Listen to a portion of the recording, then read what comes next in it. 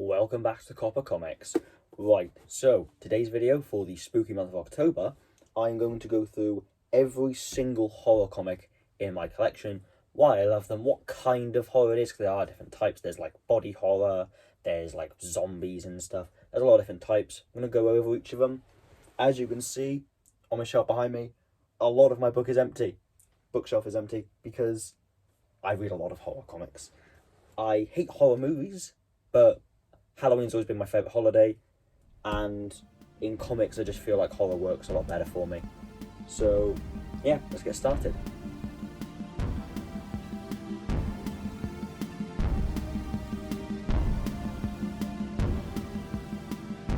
Right, so first off, we're going to start with some honourable mentions. Mike Mignola has... I have a lot of Mike Mignola's work. I have all of Hellboy, I have both the short stories volumes, I've got Screw on Head and Other Amazing Stories, and then the ones I'm about to talk about now. I don't know if I consider them horror. They probably are. They're like lighter horror, probably horror books for like younger ages, but I wouldn't consider them horror on the same level as some of the other books we're talking about. So I'm just going to give an honourable mention. But what we have is, first off, Batman, The Doom That Came to Gotham. So this is a Batman book that Mike Mignola did. He actually did Gotham by Gaslight as well as another Batman book he did, which I really want to get, but it's basically impossible to get for like a good price these days. But this is a really great read. I don't reread comics a lot because I have so many. I have quite a bit of a backlog, to be honest. I really don't reread my comics that much. But I've read this like 5 times. It's really, really good. Just a lot of different types of horror in it. There's, of the Mike Mignola ones I'm going to show you, this is probably the most scary, like the most horror. It's got a lot of different types of horror. It's got like body horror, which comes up a lot in comics. Body horror, I feel like, is a massive topic in comics. It's just got a general kind of eeriness to it. Mike Mignola's good with that, and Batman already kind of has that like dark style to him. I think Mike Mignola just brings that out really, really well. It's a great read. Pick it up. You can get it like easy on Amazon. I got this for like 15 quid at Forbidden Planet. Next, we have the other one that I'd say is the most horror of the Mike Mignola ones I'm going to show you, which is Hellboy, The Crooked Man, and The Return of Effie Kolb. So it's a paperback collection. It contains both those two issues, so Crooked Man and Return of Effie Kolb, because Effie Kolb is a character within Crooked Man, and as such, Return of Effie Kolb is a sequel to Crooked Man. Crooked Man, if any of you are big Mignola fans, will recognise that as the name of the Hellboy indie movie that came out last year now. Great movie. I haven't seen it. Don't listen to the reviews. It's not perfect, but it's good for fans. If you like the comics, you'll love the movie, I think. But yeah, this is... oh my god, this is just true creepiness. This is actually important to mention this. This is the book that got me into collecting comics. If it weren't for this book, I would not have this channel. I would not have this bookshelf. I would not have any of these other books. I did not collect comics seriously, and then I was like looking into the Hellboy movies, like the Guillermo del Toro ones, and I heard it was a comic book. I haven't read a lot of comic books, so I thought, oh, I'll pick it up. I picked up this one because it was just a small, cheap paperback, and it was amazing. And then from there, I collected the Mike Mignola work, and then I branched out, and now I have all of this, and I have this channel, and it's just great. This book is really, really good. What's his name? Richard Corbin. Richard Corbin does the artwork for Crooked Man. It's so eerie. He does this very, like, gritty, dark style. He has at least one Hellboy short story in the short stories collections that he illustrated as well. Again, like, his art is just amazing. Mike Mignola, as always, king of storytelling. Got to be my favourite, one of my favourite writers anyway. I'm not going to give spoilers away, by the way. This is a completely spoiler-free review for all of these books. I just want to talk about why I love them and stuff. But, like, that's a cover Richard Corbin did for it. Look at that.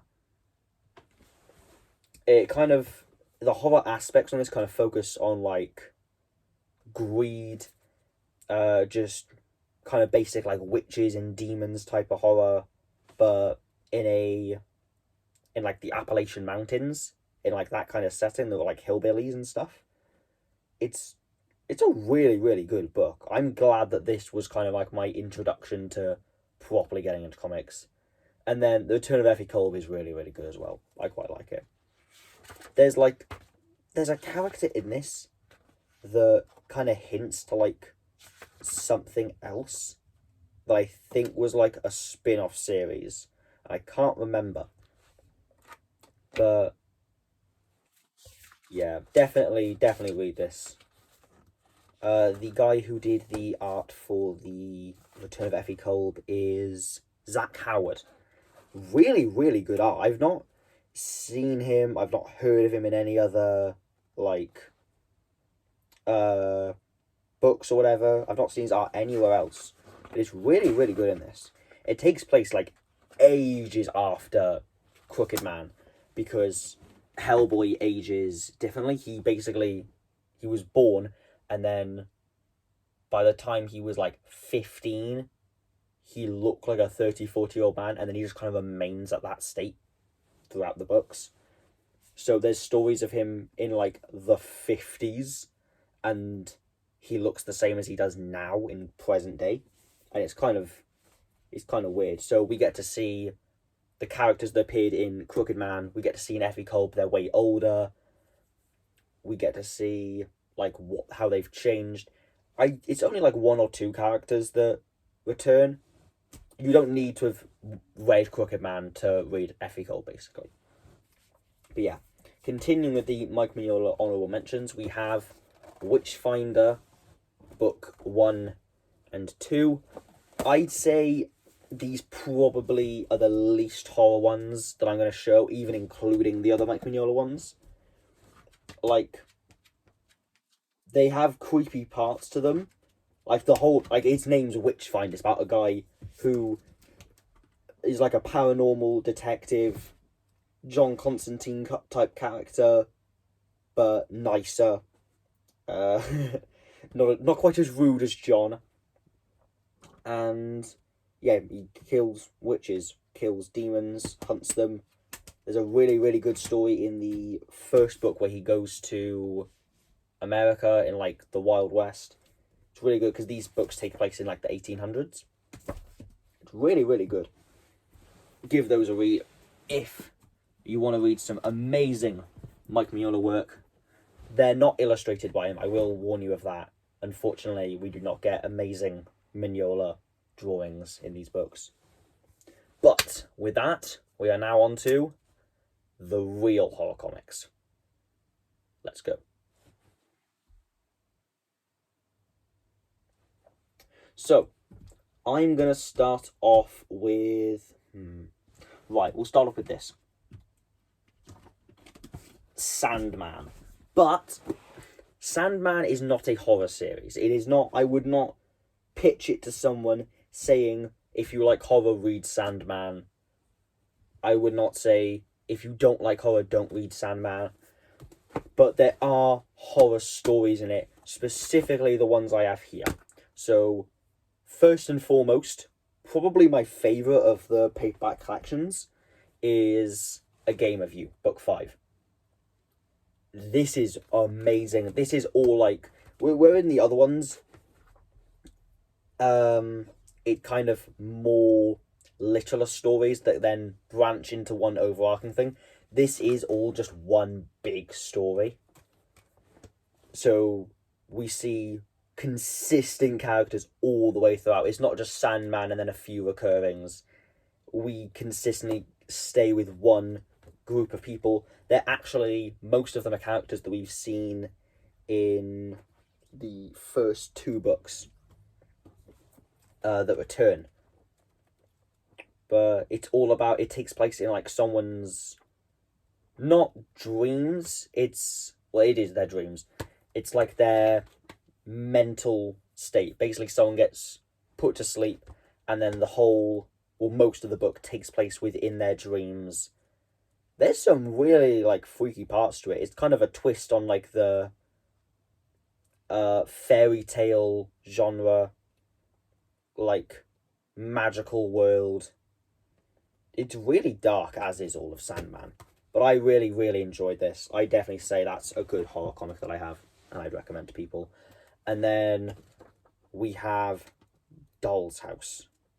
So, Doll's House, the main reason I'm putting this one in here is for the... God, what is it called? What is the... Collectors.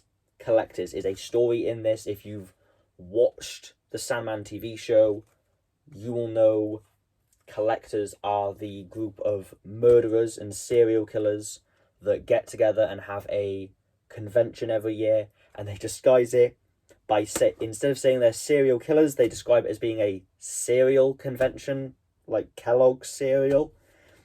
It's really stupid because it's 80s like comics, but it's really funny. Again, really, really dark. Would not show this to a child in a million years. That would traumatize some kids. But it's just really like freaky to read. It is only really that story. All of Sandman has this kind of like eeriness to it, but I wouldn't necessarily say the series as a whole is horror. But Collectors in book 2, The Dollhouse, is definitely a horror one. If you can pick it up by itself, just Collectors, you could do that. I don't know if it branches into later issues or if that is just one.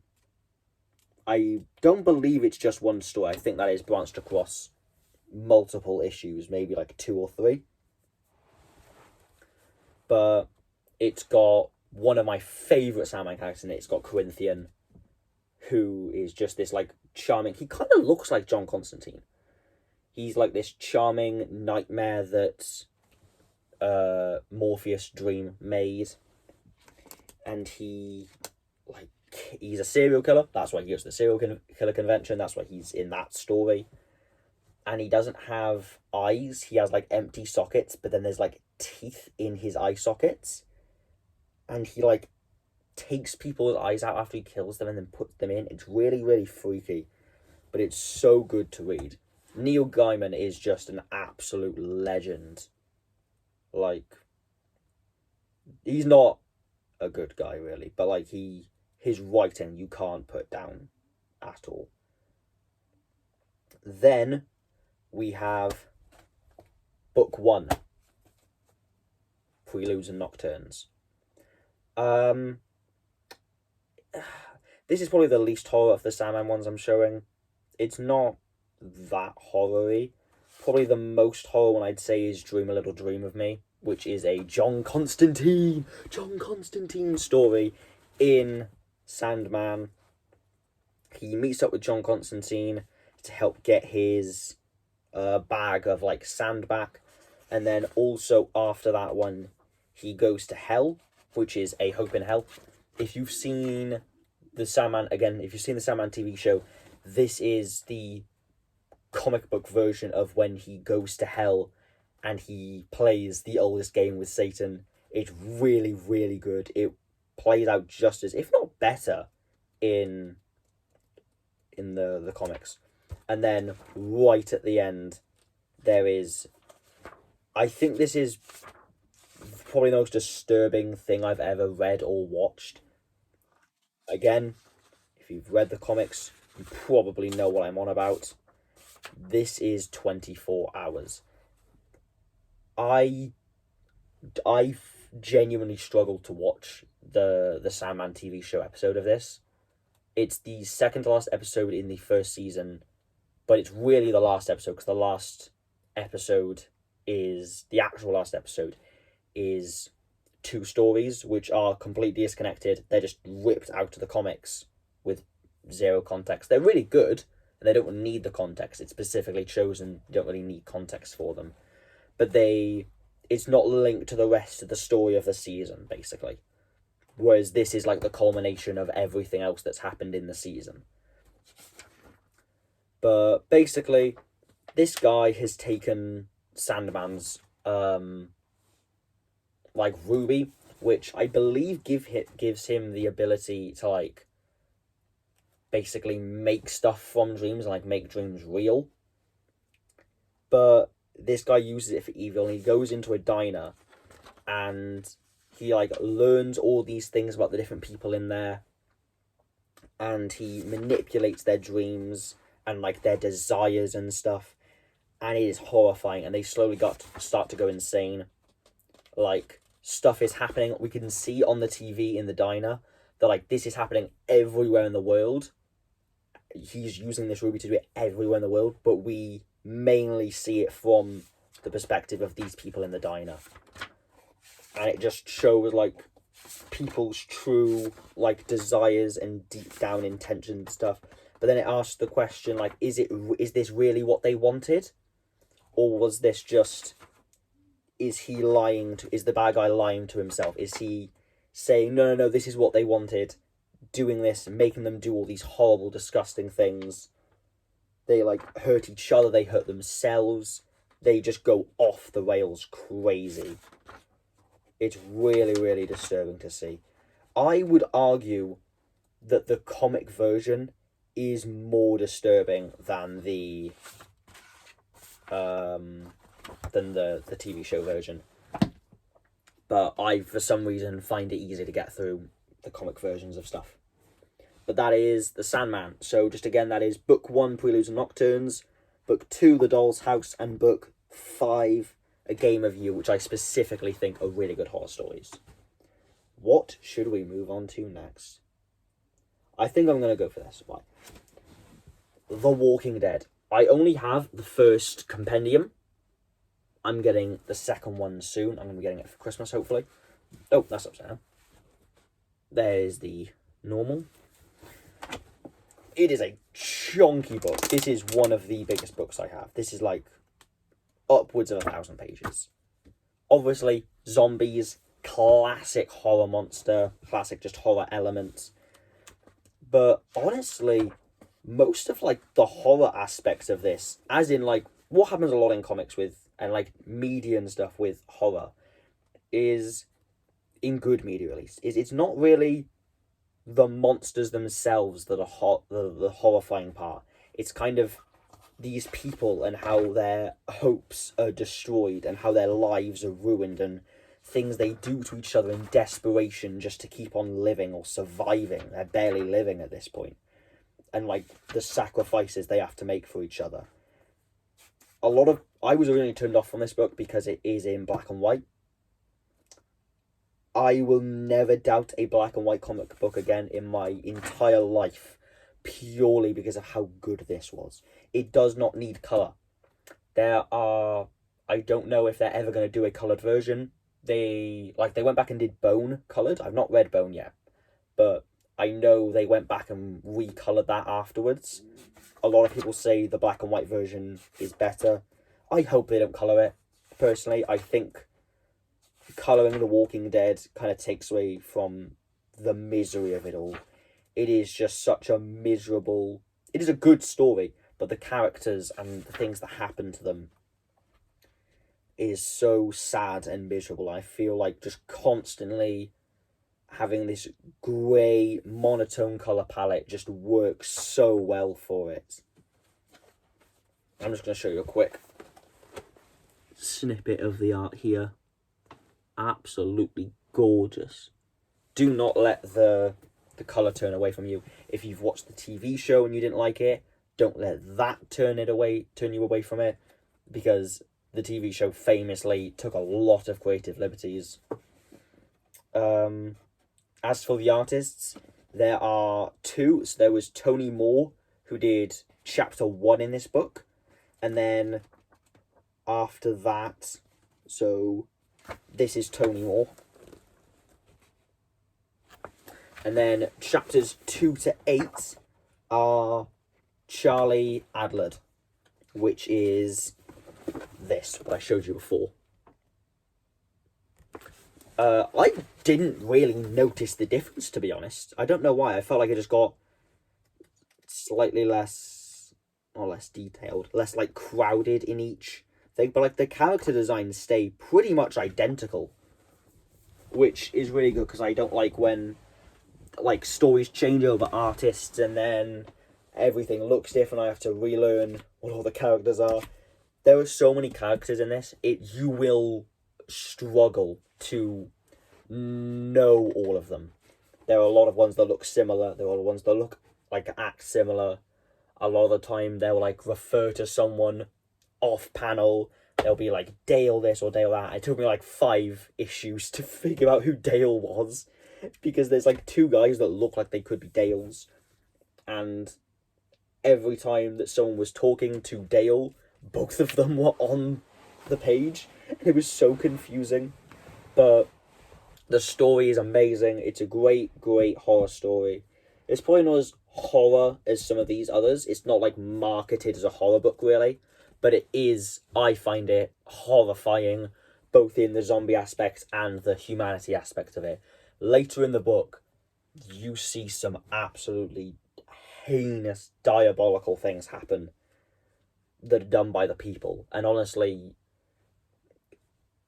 the people are just the worst in this book. There are so many people who like just thrive off of the pain that people are feeling in this time. Like people like there's zombies outside. They'll basically take anything other than that. As long as you are not trying to kill them, they don't really care what you do to other people. Because of how dark the world has become. That's like people's mindset. And it's really depressing to read, to be honest. But that is a really good book. Hey, sorry for the cut there. My phone just ran out of storage, so the video ended. So that's why there was a little cut there. But next we'll go for something that I've only just started reading, which is Something is Killing the Children by James Tynion IV. This is the big horror comic of like the past few years. I've only just started getting into like smaller comics, and this was one of the first ones I wanted to pick up. I saw it in my LCS the other week. If you saw my video on Instagram talking about my haul, digitally and physically, you saw that I got this. It is such a wonderful book. It just really intriguing from the very start.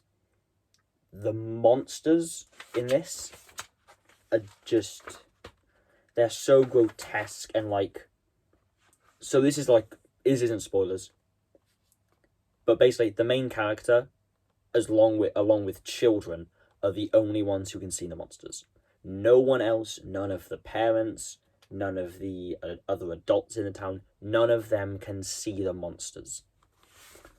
So when we first get a look at the monsters, the first time like we're in a situation where the monsters are there, we actually can't see it, because we kind of see it from the perspective of someone else who can't see them, and then we start to see what they actually look like, and they are horrifying. We don't get a proper good look at them, to be honest, which I think is quite good. It adds a lot of like mystery to it, but what you do see is really scary. There's no characters in this that I felt particularly annoyed at. There's like some characters in this that you might think like, oh, that should be a stupid thing to do, or like, oh, why are they doing that? But it is all for good reasons. They have their fair excuses for what they do. It's just so intriguing from the very start. I'm definitely going to I'm not even going to bother with the paperbacks for this. I'm going straight to the deluxe edition hardcovers. I'm getting that for Christmas. I do not care. This is a wonderful book. For me to read just one paperback and immediately go insane, I'm getting the hardcover for this, is a big thing. but I know I'm just gonna love it so much.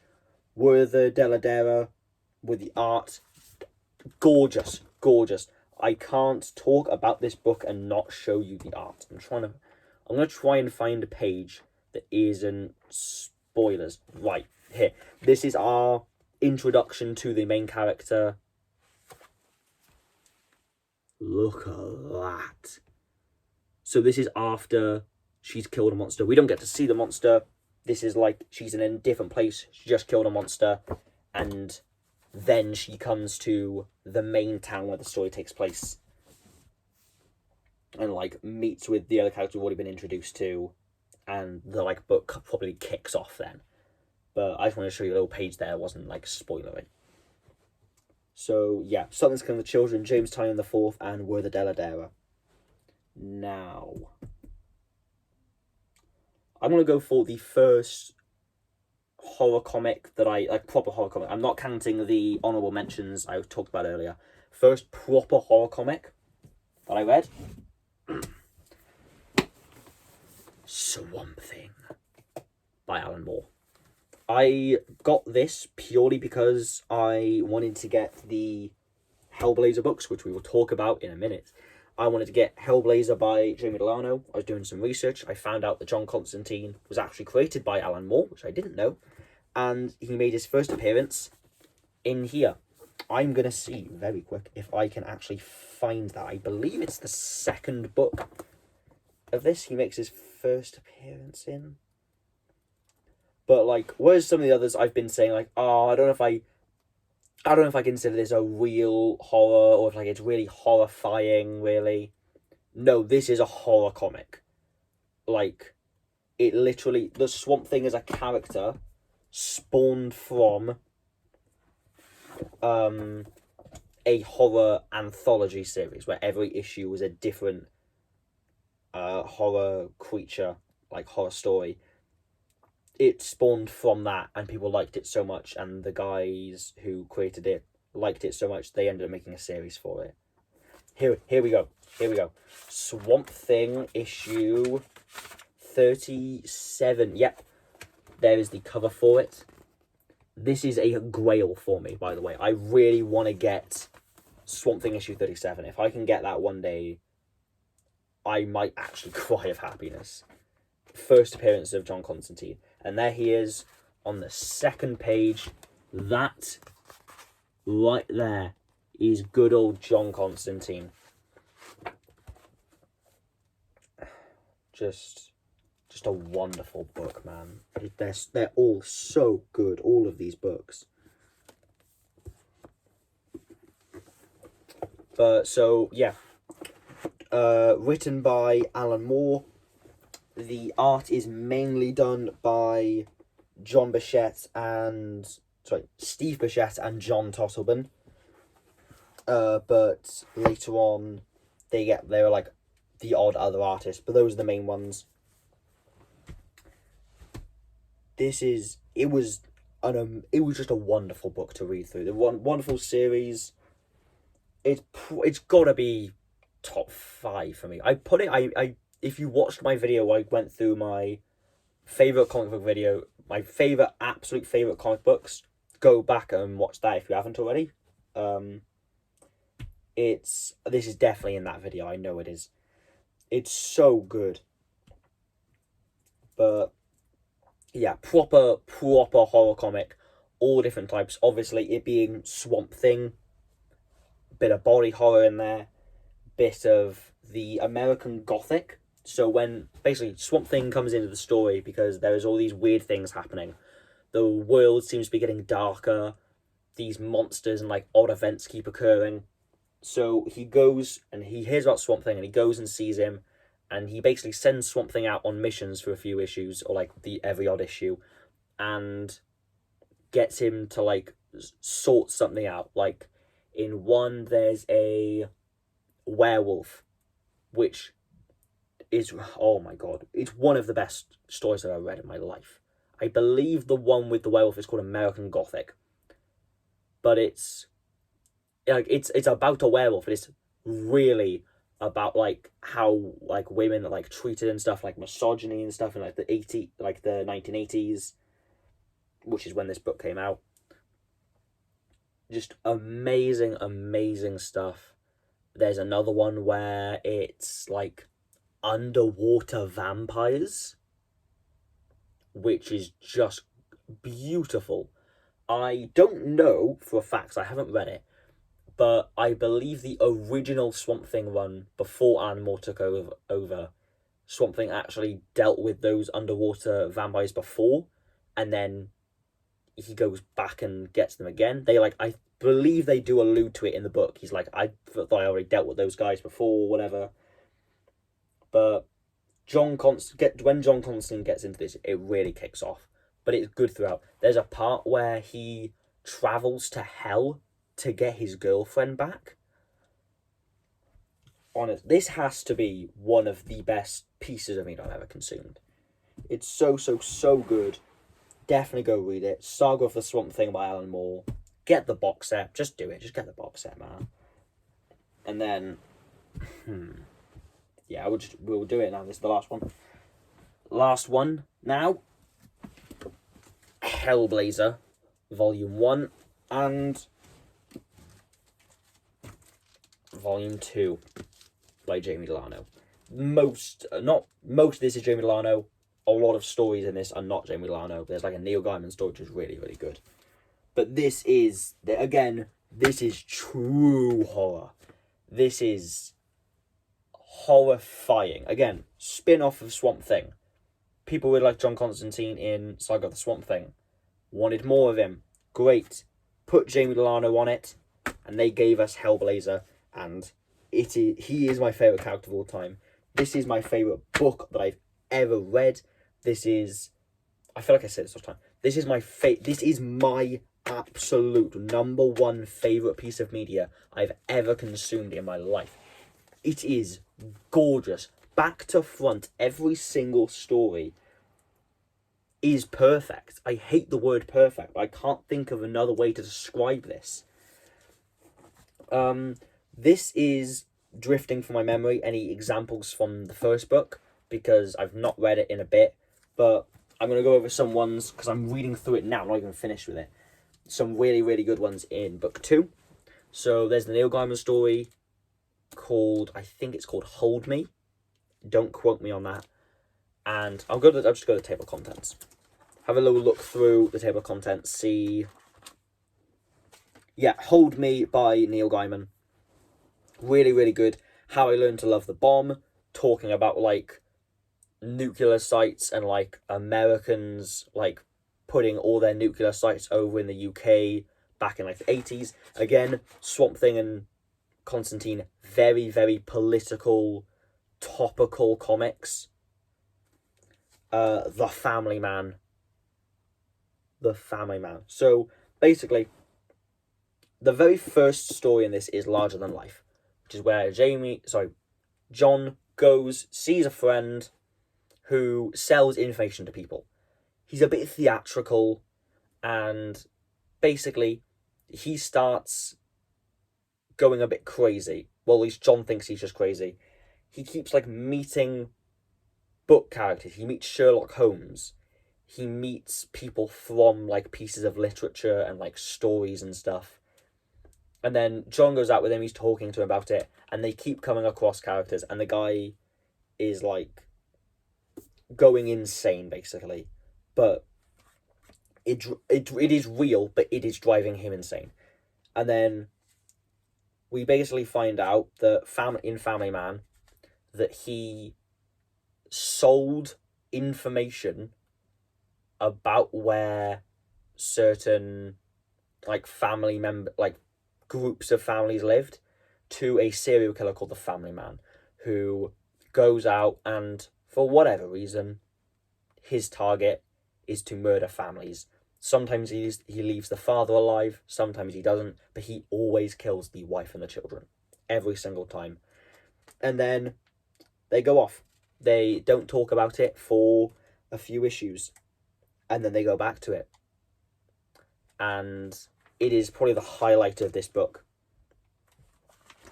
And There's a really, really rough moment. A lot happens with Constantine and his family. We get to see his dad, which I don't believe showed up in the first book at all. We get to see his dad. We see more of his sister and his niece in this. Kind of links in with the grandpa story. He, like, while he's investigating this serial killer who is killing families, he kind of connects more with his family. It's a really... They tie it together so well. Jamie Delano is just a gorgeous writer. All of the art in this is amazing. I love, like, 80s comic book art. It's just so good. I'll show you that. That's from New Tricks, which is the third story in here. But yeah, I haven't got all the way through this yet, so I can't talk loads about it. They come back to a lot of the characters they met in the first one. They come back to Marge and Mercury. Mercury is like a psychic. In the first book, she's a very, very important part of something called the Fear Machine, which is the last... It's like a 6-part series right at the end of this book, the first one. And she basically uses her psychic powers. She's forced to by like a government agency to just wreak fear and havoc around the place. I can't remember the exact reasoning for it. I'm not going to tell you because it's spoilers, but definitely read this if you want to read it in paperback format. Apparently there is a paperback format for the Jamie Delano run. When I was trying to collect Hellblazer, all I could personally find was the omnibus collections, but apparently there's paperbacks, I've heard. If you want to get paperbacks and then read like the first 1 or 2 paperbacks, if you like it, grab the omnibuses or just collect them on paperbacks. Definitely do that. It is just fantastic. He's my favourite character of all time, as you know if you've watched any of my other content. I'm looking at it now on my wall, and I'm going to give an honourable mention to, if I just take this, 68 Hollowed Ground, which is this book here. So, Hollowed Ground is a zombie comic that takes place in 1968, where zombie apocalypse happens, and basically all the stories take place with, like, it's Vietnam soldiers fighting the zombies, and it's so fun. Hollowed Ground is a one-shot, so it links in with the rest of it, but you don't need to... It doesn't really link back to anything else. Nothing links into it. It just kind of is a standalone. It's a really good taster if you want to get the rest of the Hollowed Ground series. I'm thinking about getting it personally, but I'm going to give a quick shout out to that, because it was really good. I bought that recently. But yeah,